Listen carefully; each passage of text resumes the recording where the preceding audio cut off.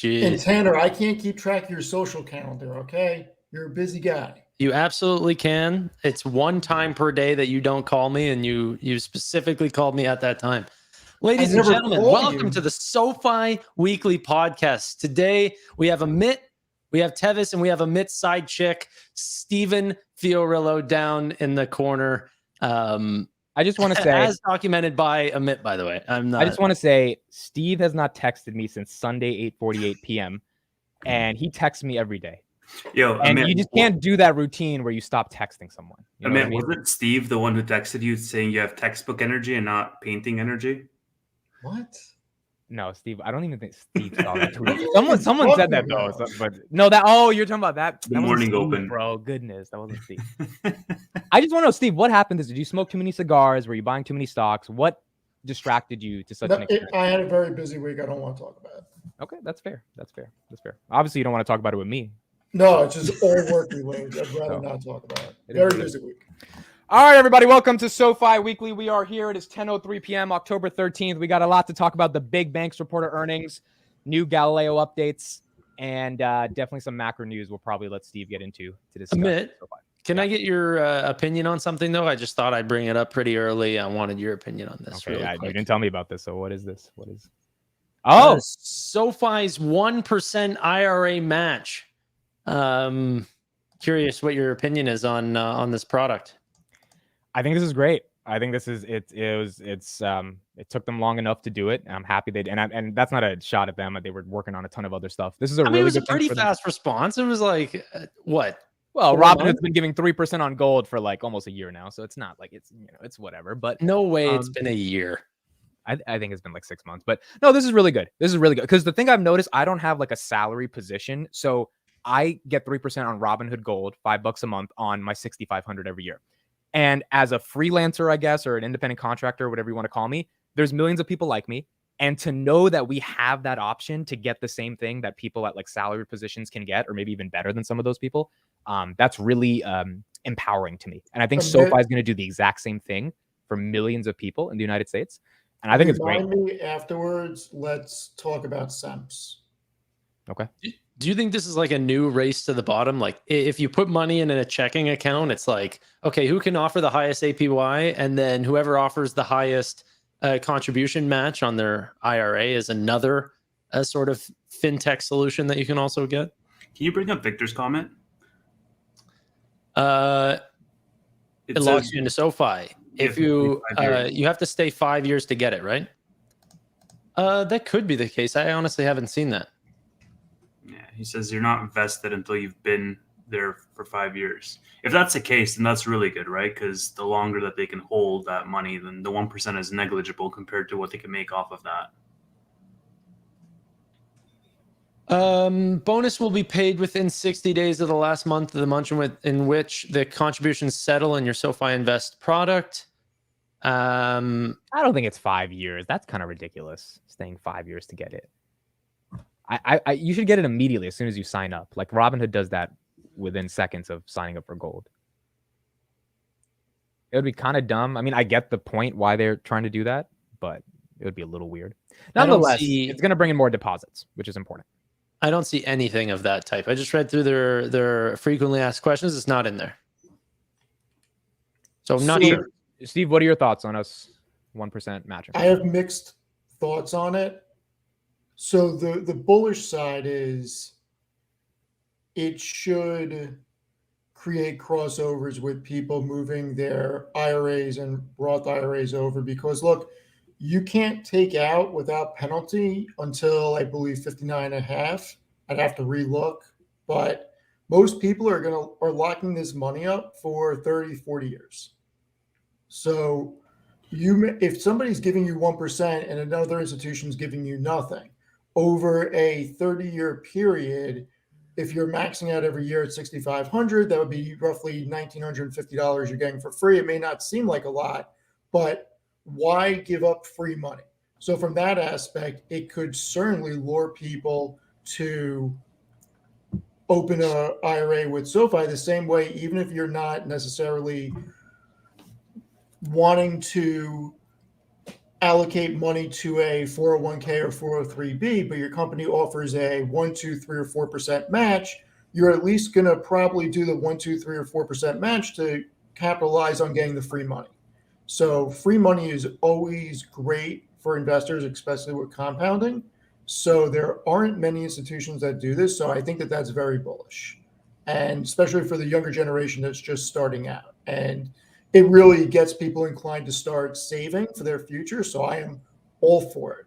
The downside is, if this really takes off, how much money are they paying out? So 1% every billion, it's a $10 million cost.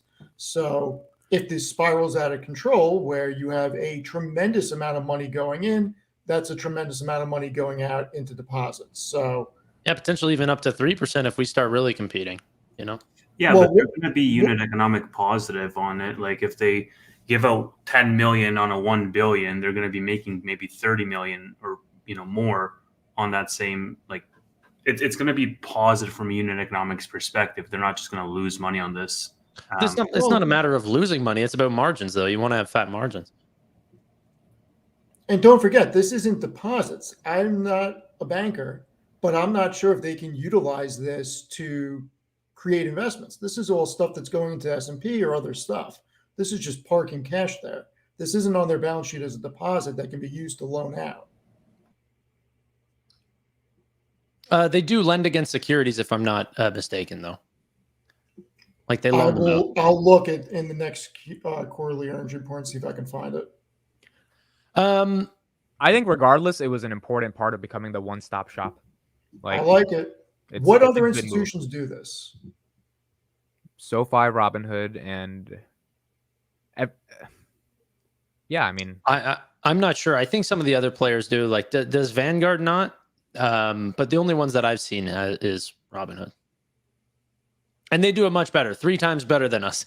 Yo, okay, so Steve, I mean, I don't know if this is confidential information, but what match does your employer give on an IRA, or anyone in the chat that has a corporate job? Is there a standard rate for salaried workers? Google it. Okay, let me see. Because if it's, I feel like it's the same, or maybe even a little full bit well higher. knowing exactly how much he gets matched. I mean, it can't be more than like 4 or 5%, right? There's no way it could be more than that. 5%. No, Okay, it's around that range. So that's solid then. Yeah, look, it depends what industry you're in. Some industries are more, some industries are less. Depends what position you are in the company. So wait, so basically, if you gave 6,500 and your employer does 5%, they will match that 5% to go to your Roth, essentially.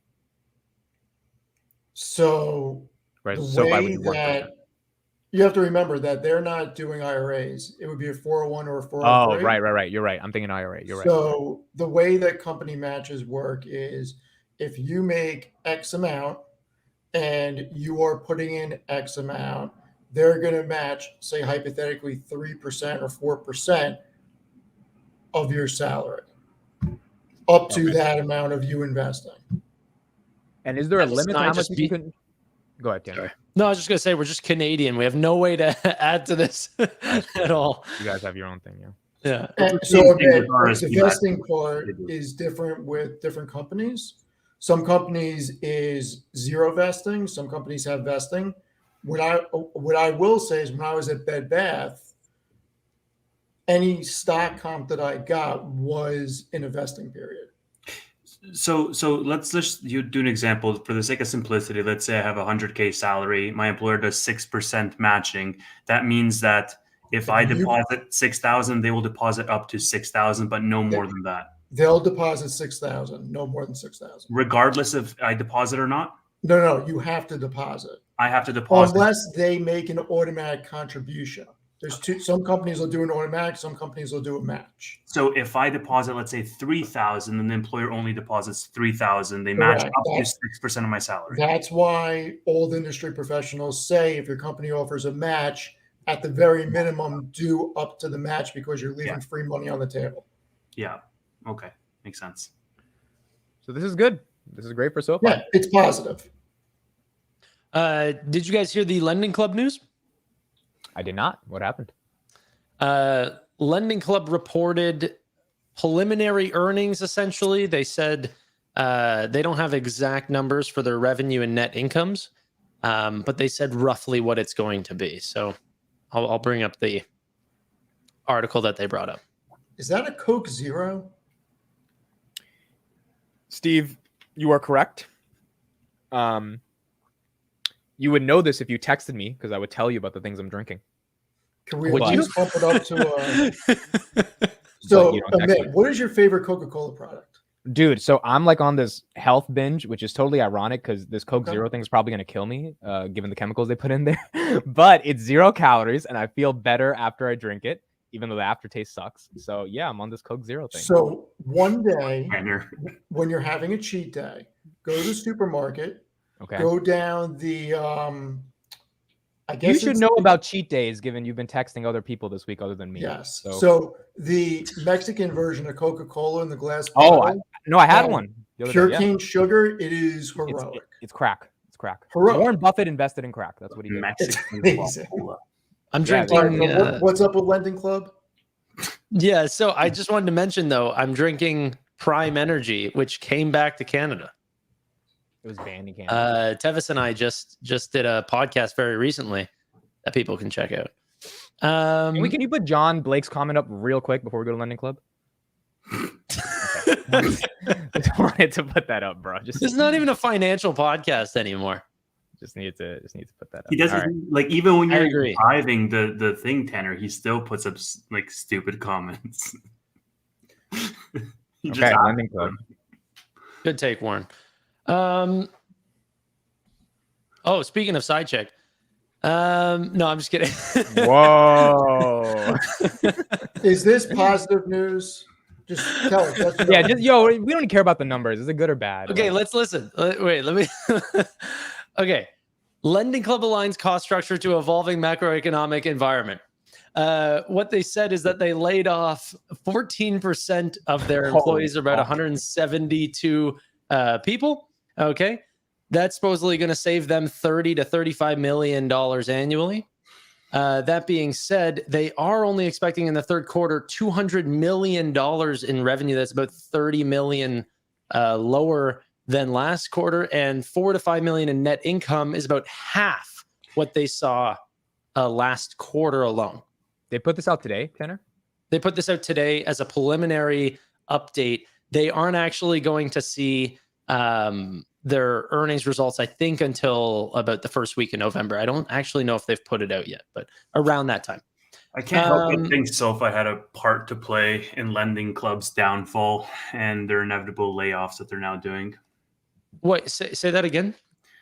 I mean, SoFi had a part to play most likely in Lending Clubs. Like we've seen the discrepancy between Lending Club and SoFi for like the last 4 quarters. I see you smiling. I don't want to look at the chat. No. I was, well, I mean, yeah, I was looking at the chat a little bit. It was just, anyway, that's funny. But So this stock was $125 in 2014. It's now $5. yeah, don't worry about the 2014 numbers. Worry about the more recent numbers, and worry about the stock being where it was just during It's COVID. down 36% year to date, but like either Lending Club sucks just as a company when it comes to lending, or SoFi's actually eating their lunch, or the macro environment sucks and SoFi is going to take a hit. I don't know. Like, I don't think really they're touching each other's clients too much. I think that there's so many clients to go after from the big four, which are, we can talk about Citigroup, Wells Fargo, JP Morgan. Deposits are going down. like JP Morgan, I think, actually posted a little bit up, but they were acquired First Republic. So whenever excluding First Republic, they were actually still down like 7% or something year over year. I'll look up the number, or we'll bring up the numbers in a second. But with Lending Club, I just find like just culturally, no one uses, at least I haven't seen a single person that uses them for a checking account. It's very different. Like, I just think like socially, SoFi has really hit a niche in a certain age group between 25 to 45. Yeah, I agree. I mean, I don't know much about Lending Club, but I don't think they're the brand that SoFi is. Yeah, but yet they had more members than us at one point. They were like the first people to reach, I think it was like 4 million members, all doing like personal loans and everything. They were quite big, making more revenue than us. And then they started tipping off and they're going down, and they're saying, they kind of did the same business that we did, offering loans for sale, personal loans, fully licensed chartered bank, or fully chartered license. Yeah, it's the exact same thing as what I said. And they essentially look like similar businesses. And I honestly think that's why a lot of institutions are shorting SoFi. They look very similar, but one is performing extremely well and the other one's crapping the bed. What's the short interest on SoFi now? Is it still? I think it's 9%. I think it's from 14%. It's 14? Yeah, it's 14 or 12%. It's something like that. It was 11 leading up to the previous earnings. So I wonder if it's going to go up a little bit going into this earnings. You can bring it up. It usually does. Did you guys see the news on short selling today? Yeah. Yes. Very happy about that. The potential ban? Yeah, No, take it away. It's not a ban. It's not a ban, bro. The SEC is just saying every month a hedge fund has to disclose their positions. Oh, the 15-minute thing? No. It's just I don't think you know what we're talking about now. Let me pull it up. I'll pull it up. It's just disclosures. They need to tell, like, hedge funds need to say the exact securities and when they're shorting a company, and it will be put out to the public on a monthly basis. And that the companies that are actually lending out those securities will also need to disclose that to FINRA as well. And so this is the release. A ton of transparency whenever it comes to short selling. So they're adopting a rule to increase transparency to short selling, and then every month, at the end of the month, you're going to have to disclose the specific stocks you're shorting. Now, I don't think the SEC is going to announce which hedge fund is doing it. They're going to aggregate the data and then announce it in general. Which is fine, yeah. I heard that, but that kind of took away from, because they said they would aggregate it per security, but I'm like, I want to know who it is. That way I know to disregard an article or not. I feel like they don't have the authority to do that. Yeah. Well, I mean, they do, but part of the reason why they're putting this out is because of market manipulation due to articles. This is exactly what they said. They said, since at least 2021, the Justice Department and the SEC has also been investigating potential manipulation by short sellers and hedge funds around the publication of negative research reports. And you're not going to tell me who's shorting what? That's insane. They're like, they can't control the media. They can't control articles. Like, you would have to regulate the whole internet. That means every YouTube video would, like, you know what I mean? It's how are they going to enforce this?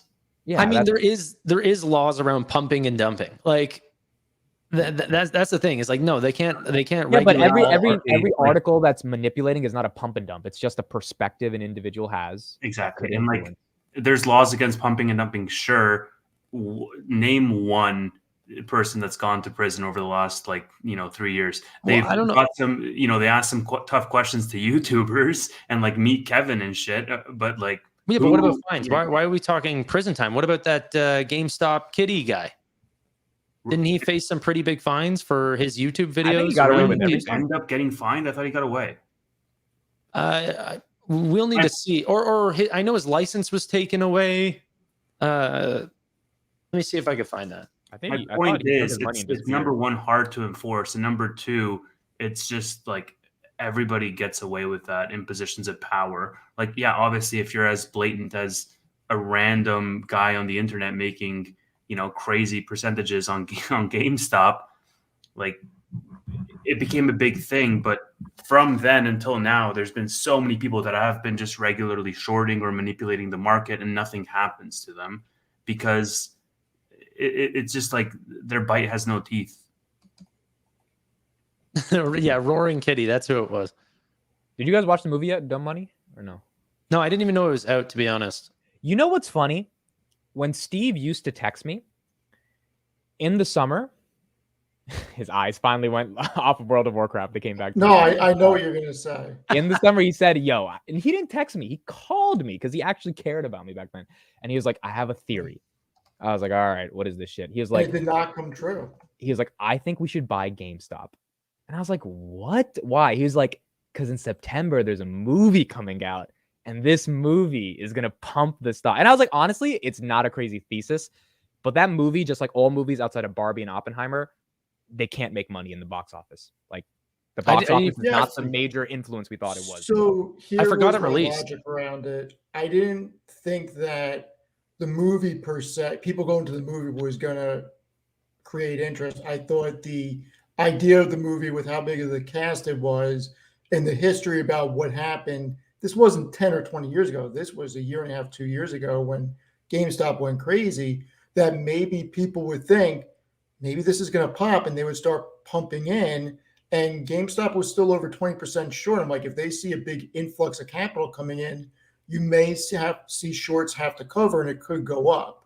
I obviously did not invest in it and it has just gone down. So my theory was wrong. I mean, it wasn't a bad theory though. Like it was definitely plausible. Are you guys? I bought SoFi shares the other week. I'm thinking about buying options going into earnings. We'll see.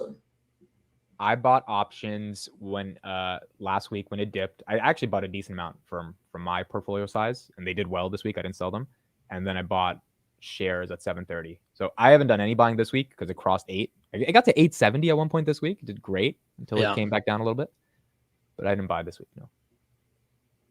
Yeah. What about you, I'd be open to buying again if it goes down to like 750 or so.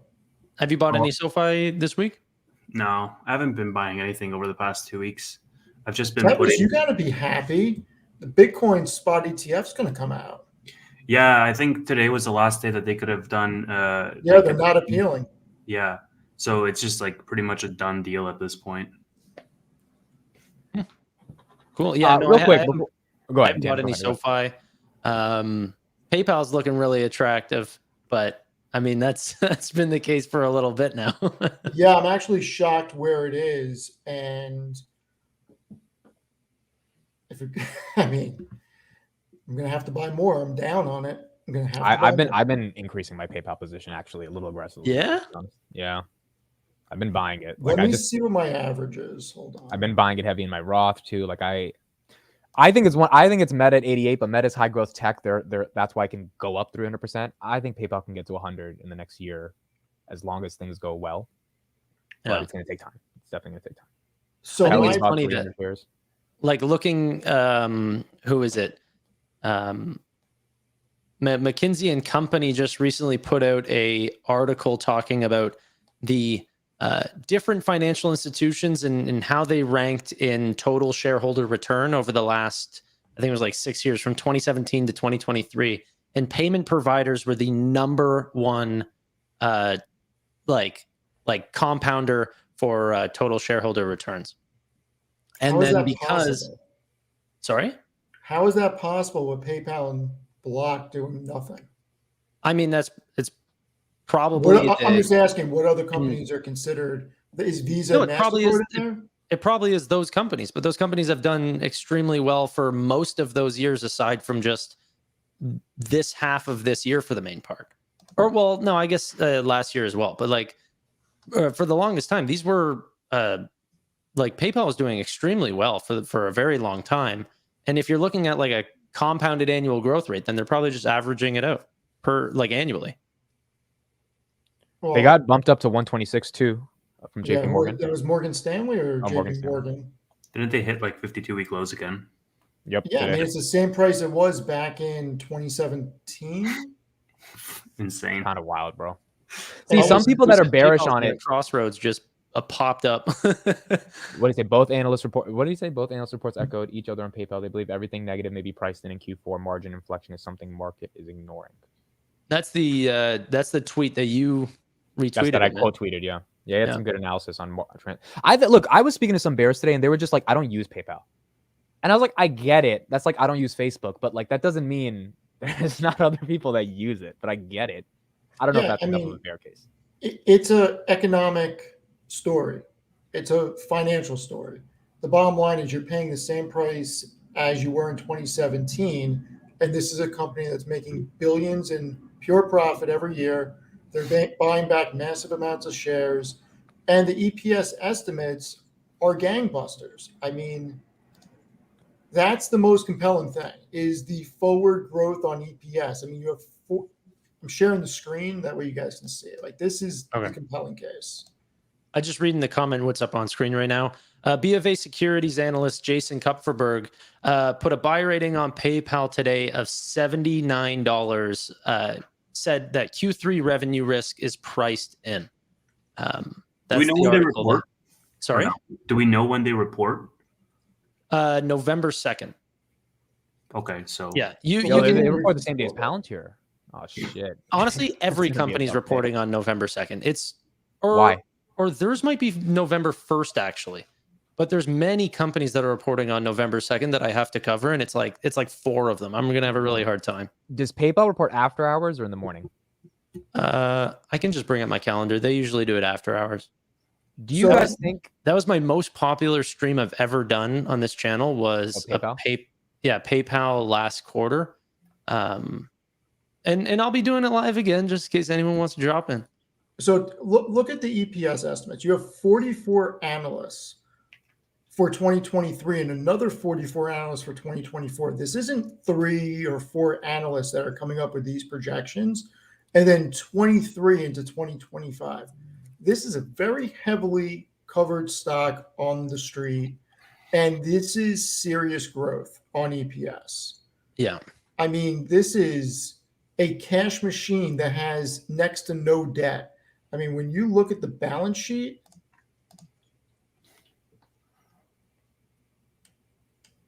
yeah, I mean, this is they got $9.9 billion in on-hand liquidity. When you add long-term investments, which is anything that can be liquidated within a year, you got another $4.5 billion.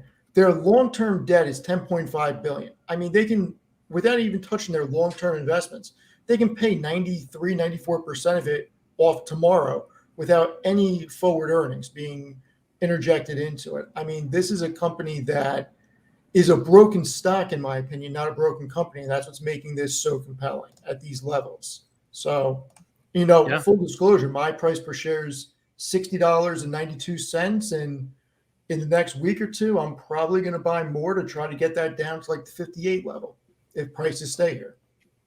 And here, let me see if I can bring this up really quick. But I could be wrong, and it could keep going down. Who knows? Yeah. Right now, I only have leaps. Compelling.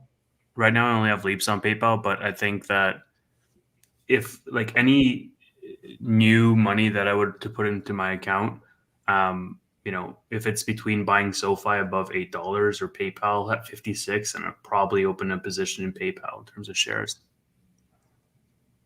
Yeah. I mean, my strategy on really PayPal quick, is kind of the same thing as some of the other positions I'm holding, where once it gets to a certain number, I'm going to start selling cover calls on it, or at least on half the position. This stock hasn't been this low. I think it's like July 2017. or something like this. But if we look at this is their buyback yield that I'm showing off right now. And as the stock has been plummeting, it's been allowing their buybacks to just increase like crazy. And so as it's getting lower, they have $2 billion that is being utilized for buybacks from the end of Q2 till the end of Q4. So we're going to see buybacks this quarter and buybacks next quarter. Or maybe they just shot their entire wad and freaking did it this quarter where prices where they are. But you got $2 billion of buybacks coming either this earnings report or next earnings report. So it's a very compelling story. It's really, really interesting. And they're still expecting, like, if even in the last earnings call, they said July's branded checkout, which is the hallmark, like that's what you want. They said they expected higher than normal growth in July, and hopefully that has trended similar directions for the rest of Q3.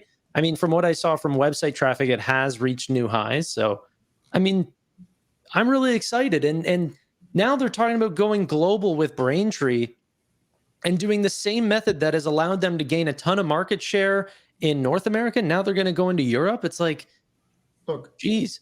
I don't want this to happen, but I would not be surprised if Visa or MasterCard acquires them, or Apple, for the simple fact that right now the market cap is $62 billion.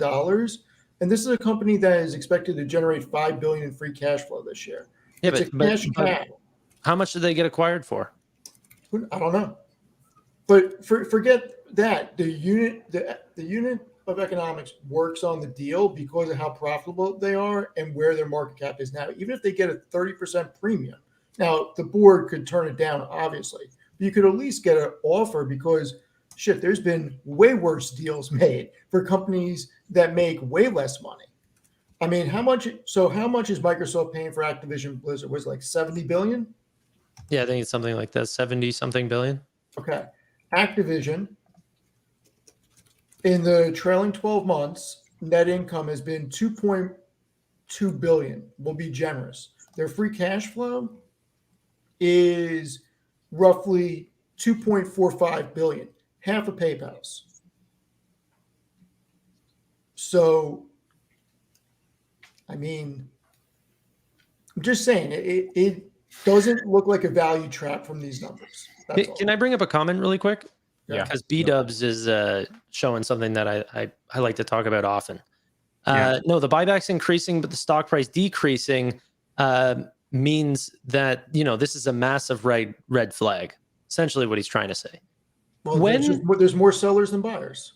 Yeah. When is there ever a time whenever a stock price moving is a red flag? But so what I would also say but I'm asking that question though. Yeah, but it's rhetorical. What I would say as well to that is like PayPal didn't just start buying back shares now. They've been buying back shares for time. It's only increasing now in terms of buybacks because they're not doing acquisitions at this point, and they had major acquisitions in previous years. But they've been consistent with buybacks is my point. And look, let's put this in perspective. PayPal is generating $5 billion a year in free cash flow. If they felt that there was a better opportunity to put that money somewhere else and make an acquisition or put it behind a different product, they would do that. They feel that they're generating the most value by buying back their shares because they feel their shares are that undervalued. Yeah. No, B-Dubs, I completely understand what buybacks are. Like literally 100%, I get it. It's artificially holding up the stock price. Yeah, but why? Because the stock price is going down, does that mean that my due diligence is any different than someone else's? Maybe they're wrong. Like why? Because the stock price is falling. That just means that it's at a deeper discount. This could mean more alpha for me if I'm right, and that the idea that PayPal is not dying tomorrow comes true. And that the same thing could have been said about Meta when Meta hit 90. Yeah, that was I wrote an article was that a red flag? By the way, Meta did buybacks at 240 before it hit 88. Yeah, they've been buying back shares $45 billion at 240 a share during that time. I mean, look, the market is always right at the current price because that's what somebody is willing to buy it and somebody is willing to sell it at. But that doesn't mean that the stock can't go up or it can't go down in the future. So, okay, it's bullish when a company's buying back shares. We got Galileo news this week, right? Yeah, well, also big banks too. We can talk about that. Big bank earnings. Big banks. Okay, so I'll intro this and then Tanner can pull up some numbers. So big banks did really well. Wells Fargo, Citigroup, and JPM reported today. Bank of America next Tuesday. All of them beat on pretty much every major thing they needed to beat on. They all double beat, yeah. Yeah, they all double beat. JP Morgan, the biggest thing for them is that their credit loss provisions, the market expected 2.5 billion. They came in at 1.35 billion, which suggests that maybe the whole credit tightening event people are thinking is inevitably going to come might not be as crazy as people think it's going to come. They lost 40 billion in deposits, which isn't that much for JP Morgan, but that does potentially show that money did go somewhere else, potentially SoFi. Revenue increased, net income increased. Overall, like the market liked that the banks did well. The regionals were up today. So now over the next 2 weeks, if the rest of the banks do well, then we might have a chance to have a reasonable Q3 earnings for the rest of the tech companies. Yeah, and these are important, right? Because it's not like Morgan Stanley or Credit Suisse, or like these are commercial banks, the Wells Fargo's, the Citis, the JP Morgans. So they're more telling, they're more indicative of what we can expect from SoFi's bank side of their business. The retail banks. Yeah. No, I think that the one thing that I think is so funny is I think people look at SoFi more like a lending club fintech than taking any sort of this news from the bigger banks. Jesus. Because they were all up and SoFi was down. and I don't know. I just look at their consumer and community banks, and I think their loans are up, deposits are down, but that's not going to be the same case for SoFi. We're going to see higher deposits. The one thing that I think is super cool is like even their customers are dying to use their mobile options. Their mobile only deposits went up at like the fastest rate that they've ever gone up. Like people are knowing how to bank online. That's becoming more frequent. And if you have an option and all the solutions become digital, why stick with someone that's going to give you 0.01% in a savings account? And we've already discussed, we've already broken down the fact that SoFi or JP Morgan can't chase SoFi to the bottom of rates. Did you just say JP Morgan can't chase SoFi to the bottom of rates? That was good. Did you think I wasn't going to catch that? He did not do that intentionally. No, he did. He did it subtly. He did subtly. not do that. I did not do it intentionally, but it was a Mitts catch. That was awesome. That's good, man. That's a good one. Citigroup looks even more undervalued than I thought it did last quarter.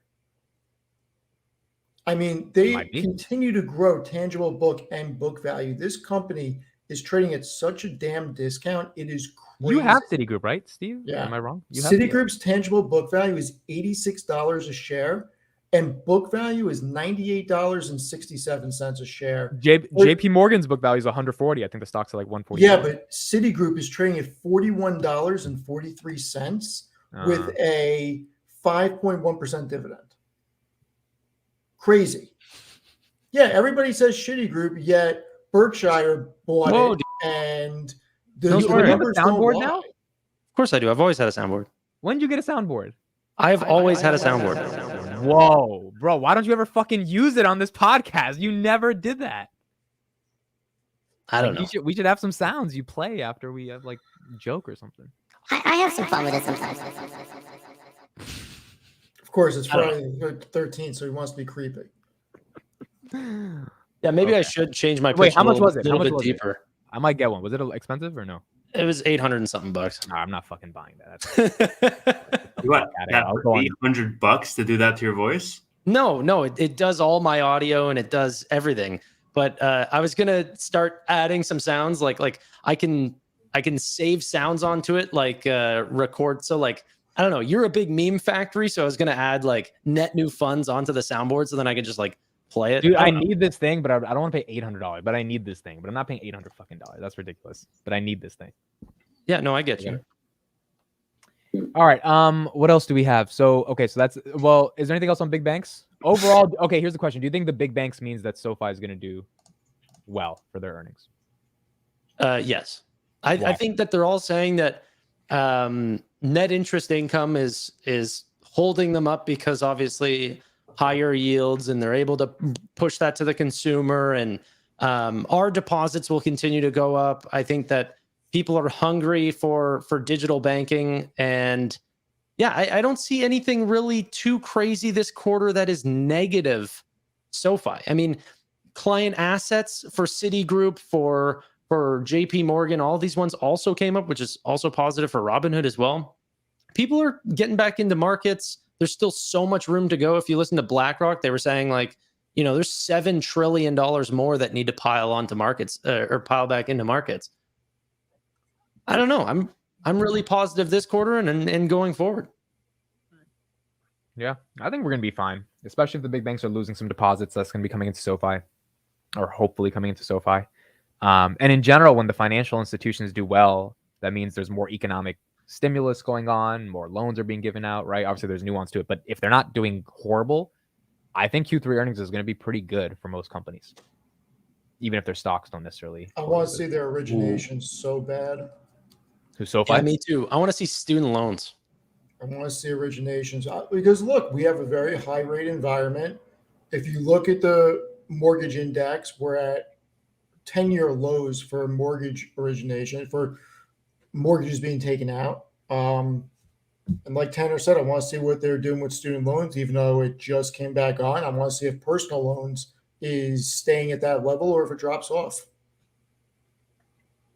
Yeah, student loan numbers are going to be big. They're going to be indicative, and obviously, as well, the sentiment on the earnings call, if they talk about student loans, just from an originations perspective, to at least forecast out what we can expect for Q4 in terms of net new originations, that's going to help really baseline us in terms of how confident we feel on that profitability estimate.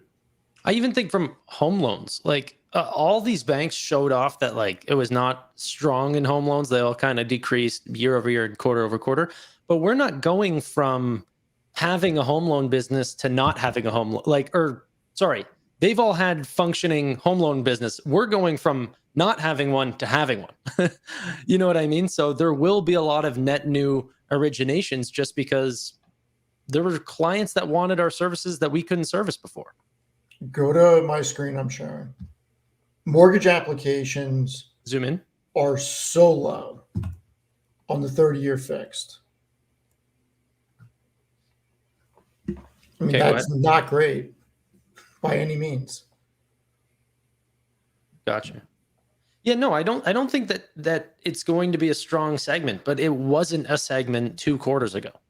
No, it wasn't. And next year, the CME Fed Watch tool. I'll bring it up in a moment. They got some interesting projections for the end of 2024, and the St. Louis Fed is projecting that we start cutting sometime in the middle of 2024. So that'll be bullish for the whole mortgage industry in general. Do we think student loans is going to be more than 1.4 billion? I think that's what Chris said is the benchmark for us to get to. I don't believe it. Yeah, I don't believe it. I'll be excited if we hit $1 billion. I'd be excited if we hit 800. Really? Yeah, I mean, like we're going to have a lot of originations to give out, and I think that we're probably going to focus still on personal loans. That's super low on that estimate. It's not super low. It's double what we did last quarter. I mean, I guess, but the environment's way different. Tanner, bring up my screen again. So this is the CME Group Fed Watch tool. This is the December 18, 2024 Fed meeting. So the largest, bless you, percentage is that 450 to 475. And I mean, you have, what is that? 60% is between 4 to 4.75. So they are projecting cutting some point next year, which is a long-term bullish trend for the mortgage industry. Just got to hold out another year. I'm curious if you guys did at all want to talk about the Galileo multi-market certification at all. I would like to hear you talk about it. Okay. Just one sec. Amit, you had said something about JP Morgan. Their share price is 148. Yeah. Their book value It's 140. No, it's not. It's 95.47. And their tangible book is 74.10. Makes Citigroup very interesting. Very. That's fair. Tanner, take it away. Galileo Technologies was the first to attain a multi-market MasterCard certification in Latin America. We saw this week. Oh, bullish on this. Multi-market MasterCard, because the 3 words start with an M. That's called an alliteration, for those that don't know what that is. Learn something new every day. Thanks, man. Continue.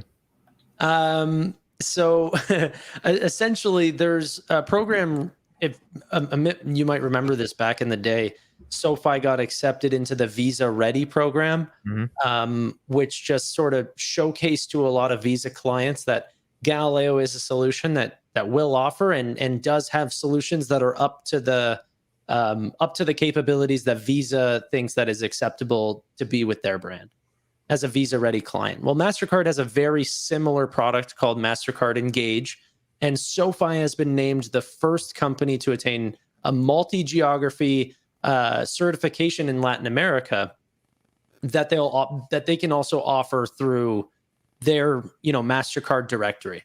So it's just a small achievement, or sorry, it like the actual thing of achieving this multi-market certification is good. The outcome of this, I mean, have we seen a single client from Visa Ready? Maybe. Is that how a lot of these clients are being found? No. No, I don't think so. Maybe in a more fintech environment like back in 2020 or 2021, sure, this is absolutely amazing. And I'm happy that we're here for whenever we go back into that style of a market. But in these high interest rate, low startup sort of zones where a lot of the big financial institutions are lying, like, no, we are not getting a top 10 financial institution to join Galileo Technologies or SoFi's technology platform through a MasterCard directory. It doesn't work that way. Yeah. I was just going to ask, like, what does this even in real world do for us? Because we already had the Latin American connection through Technisys. So if it was with regards to onboarding new clients onto the technology platform, like Technisys opened the door for us in Latin America. This is not a real achievement. It's a certification. We passed a test. Like, this is we have a plaque now. That's what this is. So essentially what this is doing is that if a client is looking through MasterCard to say, hey, I'm looking for payments, who's your best guy if I need someone in Argentina, Brazil, Chile, Peru, Uruguay? Well, Galileo is the first person to have this achievement. Oh, okay. Can you set us up? Yeah, here's their contact information. Mm-hmm. And that does matter if for clients that are coming from North America down to South America, if they're trying to expand, you're going to want to work with a client that, does work in a bunch of different geographies. I remember someone was on my chat being like, Nubank will start to use Galileo now because if they want to expand into Chile, Peru, etc. No, that's not going to be the case, but it will leave us open for a lot of new clients. Now, the hubbub, the scuttlebutt, the rumor is that all the new clients that Galileo has recently got this past quarter are all in Latin America. Okay, from what I heard, aside from the one that I heard rumors of, and then later on it was actually proven to be true, which was Experian, which was quite exciting. I don't know how big the clients are. I kind of dropped getting excited about clients like this because I remember like H&R Block came out with what was it, Spruce, and then like I haven't heard anything from that. I don't know how many clients SoFi is getting because we service Spruce, H&R Block's fintech. I think you kind of need to be specialized in these things to gain clients. I heard a rumor that SoFi started working with Experian called Experian Smart Money. And then about 2 to 3 weeks later, this appeared and someone found this, which kind of vindicated my source. But Experian Smart Money digital checking account and debit card designed by credit experts. I looked for Galileo's name anywhere on here, SoFi's name. I couldn't find it, but just the, it's a rumor. That's all I'll say.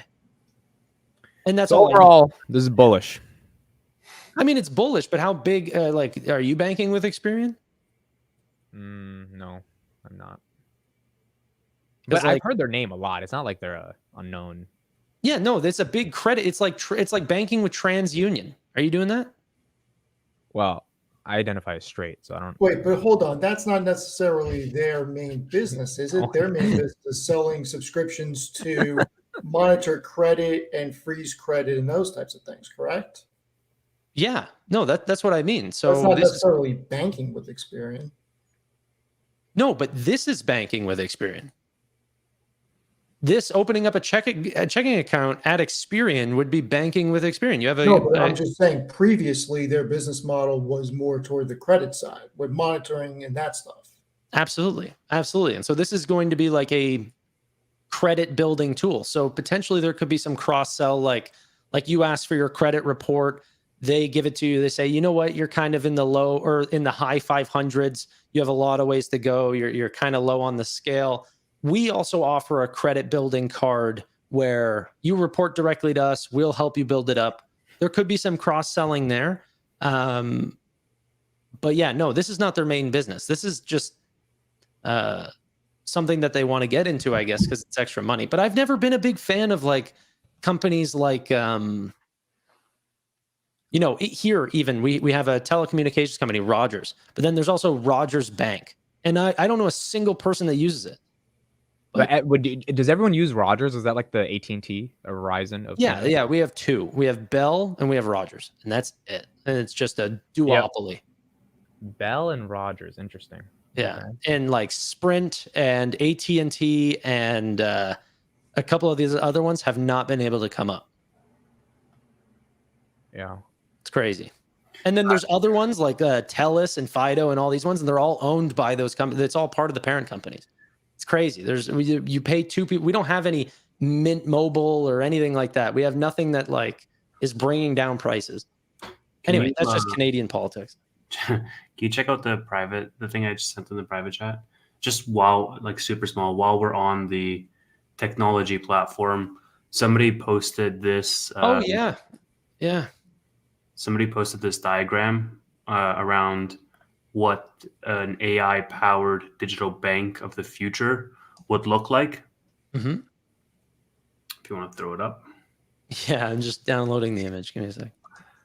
Basically, this was a study done by McKinsey, and it was saying that an AI digital bank of the future has 4 layers: the engagement layer, the analytics decision-making layer, the core technology and data layer, and then the operating model layer. So all of these are different technologies. You have blockchain in here, you have facial recognition, you have virtual agents and bots, you have natural language processing. And then obviously from the data layer, you have cybersecurity, you have banking as a service, you have modern API architecture, a lot of the stuff that Galileo was also doing. Basically, somebody commented on this saying that SoFi needs to start looking like this by 2025. If you can put up the thread, Tanner. Well, yeah, okay. I'll have to switch out. So somebody on Twitter retweeted this and basically said that SoFi needs to start looking like this by 2025, where I'm out. And if you scroll down, you have Mr. Miguel Santos. He's the chief strategy officer for Galileo, founder of Technisys, commented. He says, we're already there. Many of them are in production and available for other financial institutions through Galileo. He continued to say that Connecta and PRP already leverage AI, and Cyberbank Core meets several features of this vision. So just interesting to see when you're looking at this wider vision of like, hey, where's that tech enablement platform going to go over the next several years? Every single week, I think for the last 3 or 4 SoFi weeklies, we've been talking about different pieces of news for Galileo. This certification is just the latest.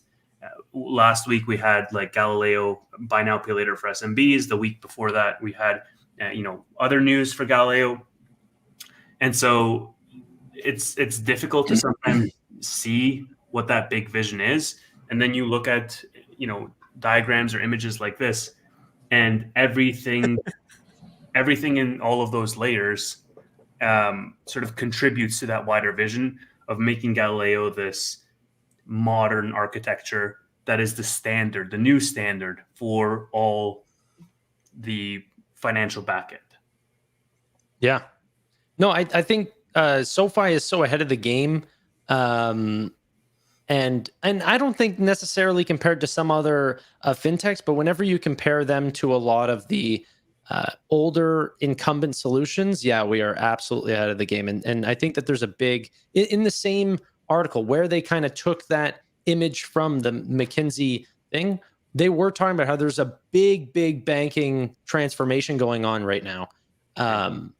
And AI plays a massive part of it. They think that AI is going to absolutely transfer banking on a legal perspective, on a risk perspective, on analytics side, on a customer facing side, marketing side. There's so many different ways that AI will play a part in this, and that hopefully Connecta is just the first signs of these, and we'll build things on the back end as well, things that you won't even really see. And I think that that's sort of starting to come in as well. You're seeing Citigroup and JP Morgan, these sorts of ones releasing like these blockchain tokenizing asset solutions for BlackRock, and people won't even hear about it. Like they're using blockchain, they won't even talk about it, but it's better for them for settlement times and costs and transparency and all of these things that are going to happen in banking, probably stronger than most industries. All right, we got like 5 minutes left, Tanner. What's going on with Square? Oh gosh, Square just decided to acquire a company called High. I have an idea. Okay. I think these guys, honestly, okay, I think Square needs to change their name to Circle, because a circle is more like. I mean, they're not square; they're already block. But Yeah, they're block. No, that's similar to a square. just I think they'll they need change to their be name more to Sphere. free. Yeah, They need to be more like abstract, right? A square is literally a square. You know what I mean? I love how you put him on the big screen for that level of insight, Tanner. Yeah, I know. I honestly, I totally regretted it the second. Well, it would help if they don't have clicked $1 away billion instantly. of stock-based compensation. That would help. Even Palantir doesn't have $1 billion and the guys at Square are not that much smarter than the guys at Palantir. But I wonder what it is on a revenue basis. Who has the higher stock-based compensation on a top line basis? 22% of revenues. Okay, it's 22% of revenues. Maybe Square's a little bit lower than that, but Maybe. Palantir's industry standard for SaaS. Anyway, look, you don't need $1 billion to make a payment app. And second of all, I don't think Jack Dorsey cares about you guys. I really don't. And you know what? Listen, you might even be correct in that. I think that he has some reputation. Dude, the guy's a back. hippie who cares about Bitcoin. He ran Twitter into the ground, censored the crap out of it. Like, it's just, this guy, I don't understand how people trust him to deliver returns. I really don't. So to answer your question, Amit, Block has a stock-based compensation rate over the past 12 months of 5.78%. The difference is they lost $268 million in that period while paying $1.14 billion in stock-based compensation. Wait, so they're not profitable? No. Square. So Palantir's profitable and Square. No, SoFi's about to be profitable and Square is. Oh my god. Over the past decade, okay, They're not over the gap past profitable. Stop. Over the past That's what 10 I'm talking years, about. Gap profitable. how many years do you think Block was gap profitable? I think for 4 quarters they ended up being gap profitable. On an annualized basis? I don't know. 3 years. Wow. And over that period, Wow. they have actually lost $765 million from the end of 2013 through now. I think a little bit it's just a difference in investing styles as well. I mean, honestly, I have not been in favor of Square. I've not been buying the dip right now. Things need to change. That being said, though, I think that there is some social aspects to Square that people need to understand how popular this app really is. And that will differentiate the way that Steve reads a balance sheet. Looking at there's only one way to read a balance sheet. And there's only one way to read an income statement and one way to read a cash flow statement. Profitability. Okay. Whoa. And think about this. This is a company that makes $19.7 billion in revenue and they can't generate a gap profit. Like, come on. No, I get it. I get it. But so what did they buy? There. Can we walk through this acquisition?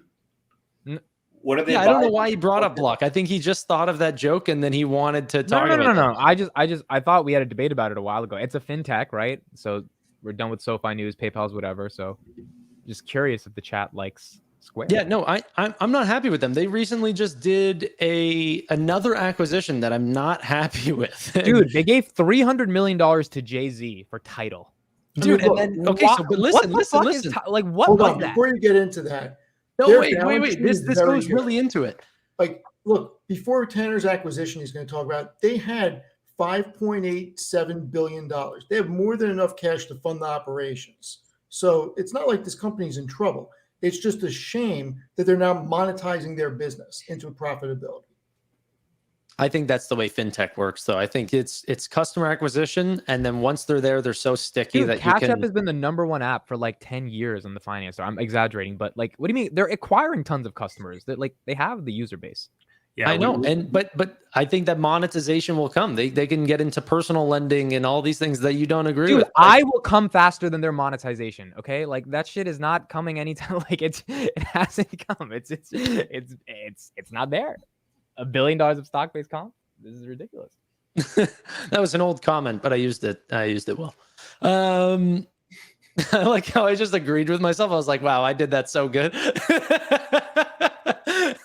Bro, what is that laugh? I never heard you laugh that loud. That was a Kawhi look, Leonard laugh. We've had this conversation before, right? Around like, Tanner's whole argument is like, oh, I'm investing in future growth, and user acquisition and adoption is the biggest metric. And then on the other side, you're like, yeah, but they're low value, high switching, like low switching cost users. It doesn't take you anything to open a Cash App and a Venmo and a whatever else. I'll tell you one thing. I'd rather buy freaking Block than Citibank. Like, come on, let's be honest with ourselves. Who's winning this battle? You just woke the bear. You just woke him up. I'll make you a bet. Yeah. I'll make you a bet, and we can do it for charity if you want. Yeah, he does the same thing. I'm not giving no money to charity. I'd rather just He's a buy. capitalist. He's a capitalist stuck in Canada. He doesn't care about. Yeah, I've got a house to pay for. We did this already. We did this with Nvidia and Palantir as well. So Tanner, Square or Palantir? Tanner, don't make the wrong dude, don't make the wrong don't. Please don't. Because I will clip this and I will post it on my Twitter. And I have some Palantir people on my Twitter. Do not make the wrong decision, Tanner. Do not make the wrong decision. Do not say the wrong thing here. Chad's about to save this clip and roll it out in 6 months. All right, so we'll start the clip from here. Tanner, would you buy Square right now or Palantir?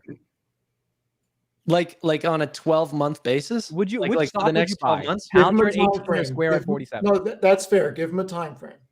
Tomorrow on Monday. Which one? No. How long would he need to hold it for a year? For 1 year. For 1 year, okay. I don't know. It's hard. I don't think this is not something that I've researched of which company I think that will perform well. I literally did a whole podcast with you and Tevis explaining Palantir. You understand Palantir. Which one would you buy? Without knowing Palantir as well as you do. I mean, one I've done due diligence in and one I haven't. I don't think it's a fair comparison. But I think that there's a deal to be said in for Square right now. And you would buy Square over Palantir, just confirming. Yeah, probably. I wouldn't put money into either one of them though. I know if you have to, I'd buy PayPal. Totally understand. 100%. I got it. I mean, I can see where he's coming from. I own Palantir. I don't own Square for that matter. But by the same token, year to date, Palantir is up 170%. Square's down 35%. So yeah, and one is growing at 13%, and the other one's like growing fast. So well, the stock-based comp for Square is that's growing very fast. I understand. I don't think you're in a place you're in a percentage of revenue. Palantir is much higher, but Palantir's industry standard for SaaS companies like Snowflake, Databricks, they're all doing the same. So that's like a non sequitur. That's not even a good argument. Palantir has also decreased their stock-based compensation by 27.5%. They decreased it along with their net dollar retention that they also decreased. So everything, they love decreasing. Along with their revenue growth. Yeah, their revenue growth and their net dollar retention. We'll come back to this in a year. The benchmark for SaaS. We'll just see if a shape is doing better than an abstract philosophical understanding of the nature of existence, which is Palantir. All right, I gotta go do Palantir Weekly. Speaking of that, so I'm gonna be the clip on that show. Yeah. Thank you guys so much for watching. Appreciate your time. Bye for now. See you guys later. Bye, everybody. Bye. So